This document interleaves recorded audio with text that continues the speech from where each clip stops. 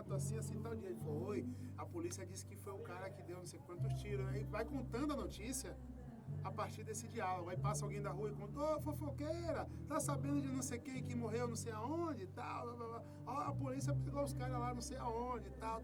Então, eles fizeram uma radionovela informativa, e era um exemplo único no Brasil, esse negócio. Não existia esse formato no Brasil. Eu achava linear. E aí a Daniela Souza, que hoje é diretora da Rádio Educadora, ela fez se não me engano, foi o mestrado ou foi o doutorado dela, foi em cima disso. Porque ela foi a professora de rádio jornalismo. O que eu acho fantástico é quando eles dramatizam um crime. É isso. Fazer a dramatização de um crime. A Sociedade contra o Crime tinha isso. Aí vem a voz do delegado, opa, isso, você lembra disso, né? Não, eu via muito pra dar risada. Isso, era engraçado. Cascatinha, não sei o que, tinha vários personagens.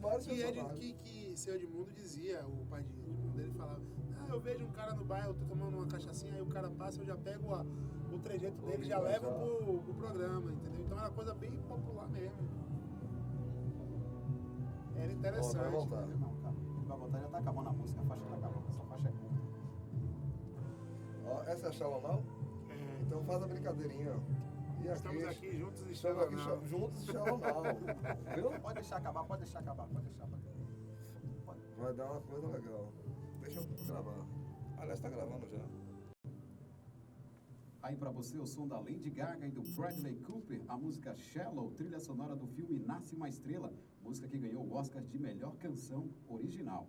E é aquela coisa, né? Estamos juntos e Shallow Now pra você que me ouve nesse instante. A gente segue aqui com a entrevista com o nosso glorioso Alexandre Santana, ele que é editor de rádio e traz aí a honra da sua presença ao nosso programa Tabuleiro. Alô, Rodrigão, solta o som aí do nosso talk show, queridão. Música, esporte, notícia, entrevista, interatividade. Você conectado com a informação. Programa Tabuleiro, Rede FTC. Sensacional.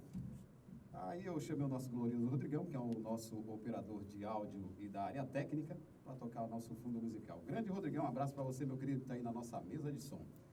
Meu glorioso Alexandre, a gente continuando aqui com o nosso bate-papo sensacional. Daqui a pouco tem a participação ao vivo aí dos nossos estudantes de comunicação, aqueles que estão curiosos e querem fazer perguntas super interessantes. Sabe como é que é, né? Essa galera que está estudando, tem curiosidades, tem seus anseios e querem saber as novidades, principalmente de um cara experiente, que traz conteúdo, que conhece esse mundo da comunicação e trabalha com essa coisa tão complexa que é a edição. Alexandre, meu querido, eu tenho uma curiosidade aqui para te perguntar. Você tem algum estilo favorito de programa de rádio? Favorito, acho que eu não tenho, não. Eu gosto de ouvir um pouco de tudo. O que eu gosto mesmo de ouvir no rádio são entrevistas, de um modo geral, e eu gosto de entrevistas sempre bem-humoradas. Eu não gosto de nada paradão, assim, sabe? Muito monótono, muito... Coisa paradão, eu gosto, mesmo quando... Não digo bem-humorada no sentido de que tem que ser Zé Graça, não.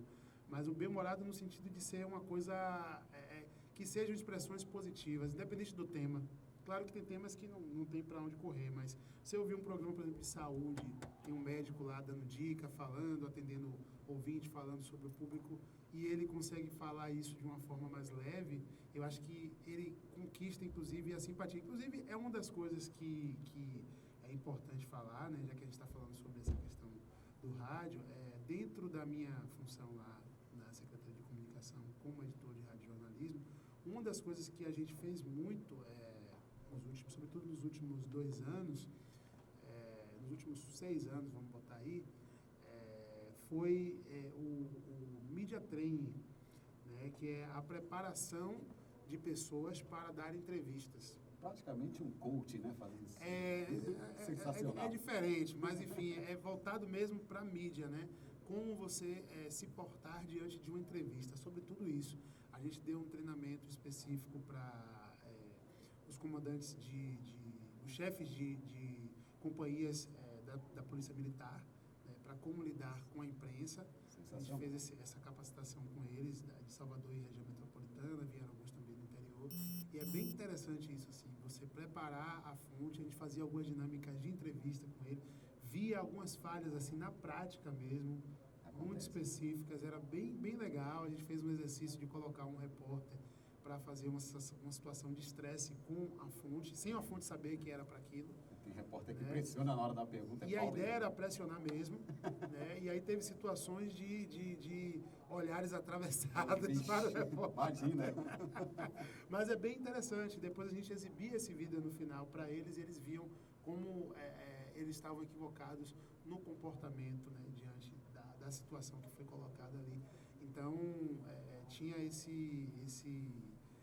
tem essa função também, a gente também acabou caindo nessa função, que é uma função que eu não imaginei nunca exercer, e acabei ministrando esses cursos, e foi muito legal. Agora, sobre estilo mesmo de veículo, é isso, eu gosto de programa de entrevistas, sobretudo entrevistas bacanas, e quando o entrevistado sai um pouco da curva, né, ele dá um pouco de informações que não necessariamente são a pauta principal do programa. Contar história é uma das coisas que prende a atenção do seu ouvinte. É uma coisa que dá valor Quando você agregado. conta uma história para alguém, a pessoa quer saber o final, quer saber o andamento daquilo. Claro, histórias, formas e formas de contar, mas quando você conta bem uma história e aquela história vale a pena, as pessoas vão parar para escutar porque elas querem saber o desfecho. Eu também gosto de ouvir E aí prende a atenção. As pessoas gostam de... É uma das características do rádio, por exemplo, uma técnica muito interessante, né, que é muito simples, mas que é muito interessante do rádio, é que você não fala para um público em geral, você fala para uma pessoa em específico. O público quer falar com você. Você diz assim, você que está aí ouvindo, você que está aí no carro, você que está em casa, você está falando com aquela pessoa, com o mundo dela. O rádio, a pergunta que todo mundo faz assim, mas o rádio tem imagem? Hoje tem, né? O rádio sempre teve a imagem. Cada um cria a sua imagem a partir do que é passado para si, né? Então, você está ouvindo ali, eu não sei como é a cara de Fredson, por exemplo, né? Mas eu imagino como seja. Anos atrás, eu participei de um evento no setor Braille da Biblioteca Central, ali dos Barris, né? E foi bem interessante, que era para falar justamente sobre esse universo do rádio. E aí, claro, as pessoas cegas, o único veículo que, né, naturalmente as contempla, o que mais contempla é o rádio.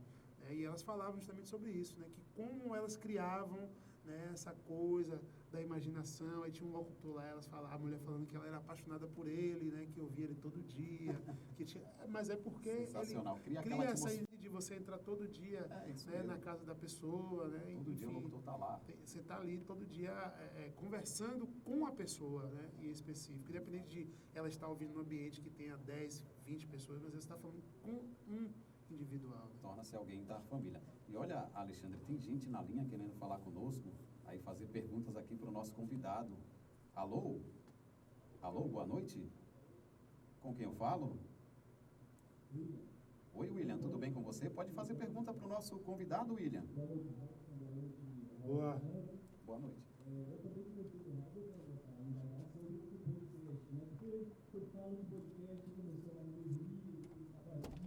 E com a chegada de novas redes, ele voltou a ser usado e tal. Só que hoje no rádio, eu acho que assim, o podcast, ele não, hoje, tem que ter um certo cuidado de não ser, na minha visão, de não ser visto ele como algo tão manso assim, mas talvez como uma ameaça aos profissionais do rádio. Por quê? Por que eu estou falando isso? Hoje está acontecendo um tipo de formato chamado rádio conteúdo, em que as rádios contam formatos em podcasts, em que, no caso, tem empresas que produzem rádio conteúdo que tem programação de 24 horas por dia. Ou seja, coloca em risco os profissionais que trabalham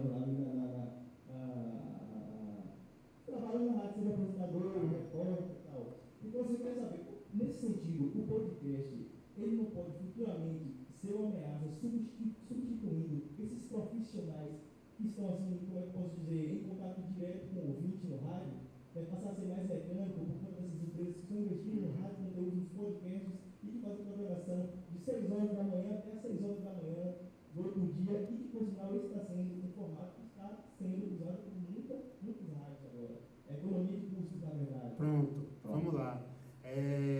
Mas quem é que produz esse conteúdo que está sendo disponibilizado pelas agências? É um monopólio, na verdade, porque geralmente uma agência se especializa, monta uma equipe e ela começa a captar todas as Justamente, mas aí eu vou te explicar o que acontece. Não vejo como ameaça, não. Na verdade, eu vejo como mais uma possibilidade de mercado. A rádio, como rádio, ela vai continuar sendo com profissionais produzindo conteúdo, independente de qualquer coisa. O que acontece com as agências é que elas vão contratar outros profissionais para fazerem conteúdo. E alguns profissionais que trabalham em rádio podem, inclusive, produzir conteúdo para essas agências. A gente tem um exemplo, a rádio... Poxa, eu estou péssimo com o nome hoje. Mas a gente tem a agência de rádio lá em Brasília, em que eu tenho alguns contatos lá, já fiz matéria, inclusive, para lá. Eu, enquanto profissional de rádio aqui, já fiz muitas matérias para lá. Tenho colegas, inclusive, que são correspondentes dessa agência, né, que produzem conteúdo sobre Bahia para essa agência em Brasília, e eles disponibilizam esse conteúdo no site deles para assinantes. Então, assim, é um mercado novo. Eu não vejo como uma forma de substituir, não. Eu vejo, na verdade, como um agregador. Você está tendo a possibilidade de produzir conteúdo da mesma forma, né? Talvez a rádio não investisse em contratar algum profissional. Eu acho que até o contrário, a rádio talvez não investisse em pagar um salário com todos os direitos trabalhistas, encargos e tudo mais, em um profissional para estar na emissora, né? Mas ela investe num conteúdo que ela paga a assinatura todo mês, e quando ela não quiser pagar, ela não paga mais. E o profissional sempre vai trabalhar. E o profissional vai continuar produzindo. Claro, muda a forma de contrato, muda a forma de... Mas ele vai continuar tendo o espaço para produzir conteúdo para a rádio, entendeu? Então, eu não vejo como uma ameaça, não. Inclusive, as emissoras de rádio hoje, já se ligando muito nesse boom atual do podcast, elas já voltaram a produzir podcast, né, que elas chamam de podcast, na verdade, que é pegar os conteúdos que foram exibidos nos programas, na programação, e disponibilizar no site dela, por exemplo. Fato. Deixa de ser um podcast, né, apesar de já ser um conteúdo irradiado. A diferença grande, assim, entre o podcast e o rádio é que o rádio, ele é o que é irradiado, né?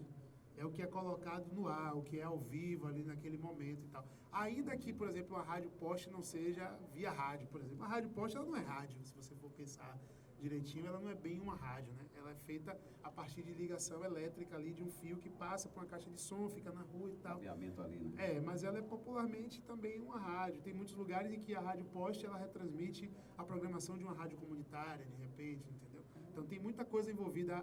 Qual é a diferença, por exemplo, entre uma rádio comunitária? Muita gente não sabe, muita gente acha que rádio comunitária é rádio de poste. E não é diferente. Por exemplo, rádio comunitária é uma coisa, rádio de linha modular, que é a famosa rádio de poste, é outra coisa. Tem rádio comunitária com sinal aberto, né? Mas a rádio comunitária, ela é de sinal aberto. E ela é limitado, no a caso. rádio comunitária, o que acontece? A rádio comunitária, ela é uma potência muito menor do que a rádio convencional, né? Mas ela é uma rádio que entra no dial normal, FM, AM, normalmente. A diferença dela é que ela, naturalmente, tem uma abrangência de 3 quilômetros. Só para aquela comunidade ali. Só para aquela comunidade. Então, é uma característica própria dela. Né? Então, precisa discutir também isso. Às vezes as pessoas não entendem muito bem o que é uma rádio comunitária. A rádio comunitária, ela é FM, gente. Você vai pegar no celular, se você zapear no rádio, você vai chegar no bairro, você vai encontrar rádio comunitária aí para ouvir também. A rádio de poste é uma outra coisa. Tá vendo aí? Ela não deixa de ser comunitária porque ela está seleta ali para aquele grupo, né, de uma comunidade. Mas é uma rádio chama linha modular, que é a rádio poste. É outra história. E a rádio comercial é que todo mundo já conhece.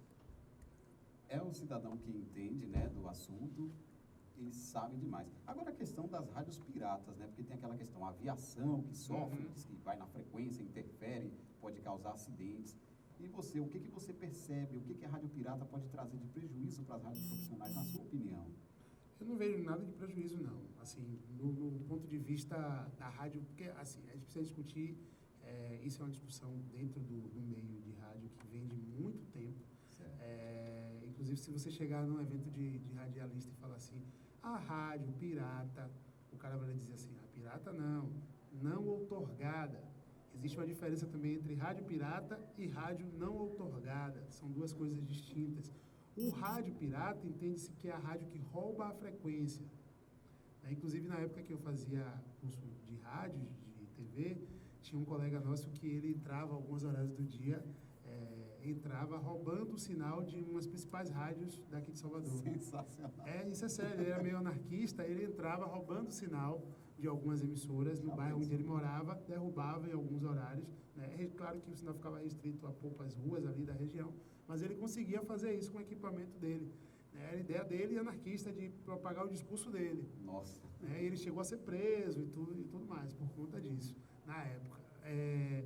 Essa é a rádio pirata. A rádio pirata é aquela que entra na frequência da rádio comercial ou rádio comunitária, que seja, ela vai entrar roubando a frequência de outra rádio. A rádio que o pessoal também chama de pirata, que o pessoal de dentro de rádio chama de não outorgada.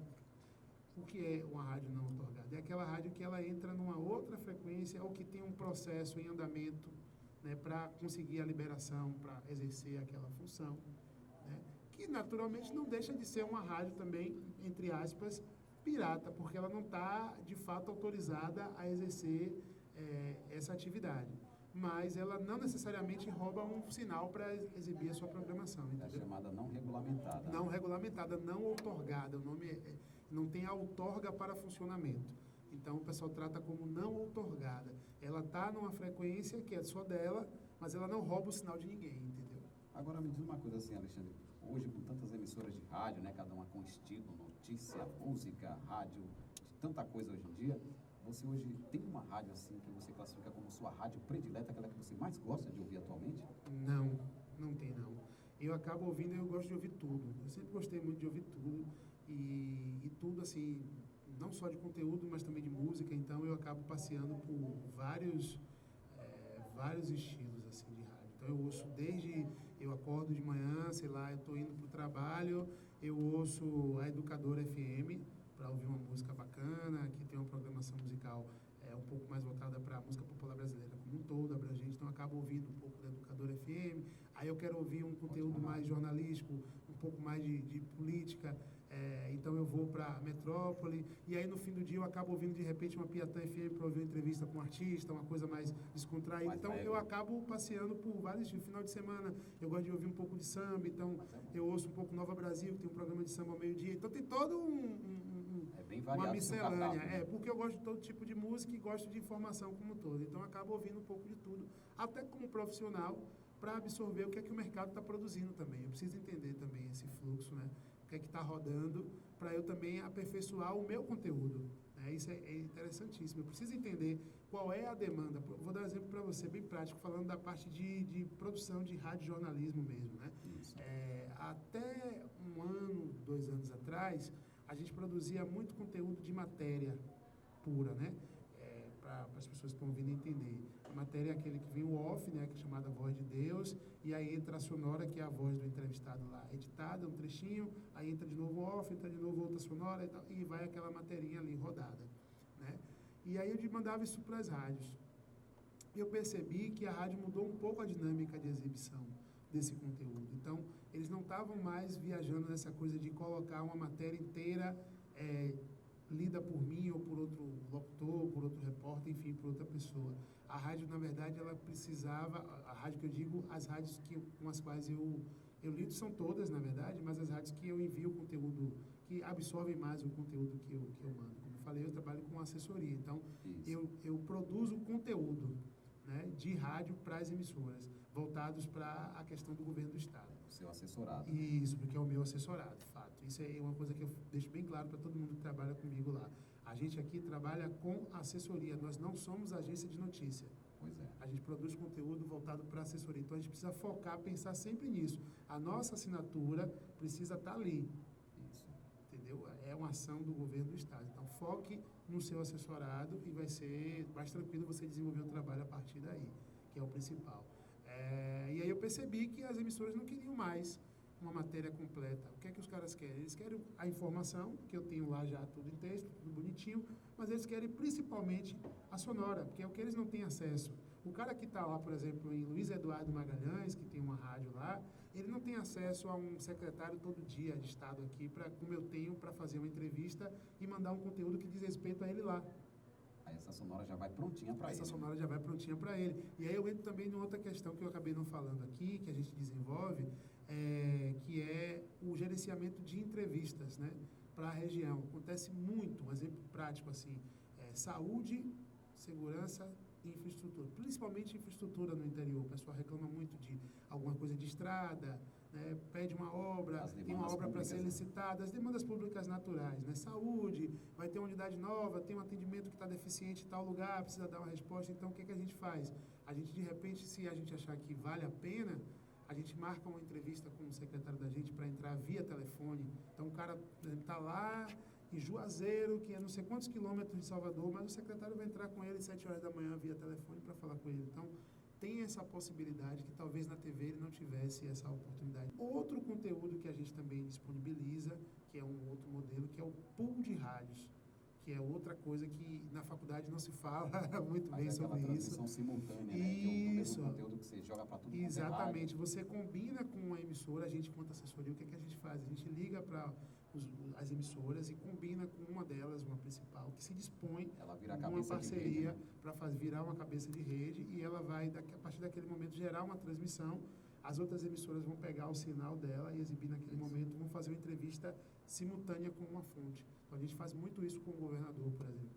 Que é de interesse de todo Essa o semana, Estado. inclusive, tem. É, sensacional. Senhoras e senhores, não temos tempo para mais nada. A nossa produção já está aqui apertando aqui a nossa mente.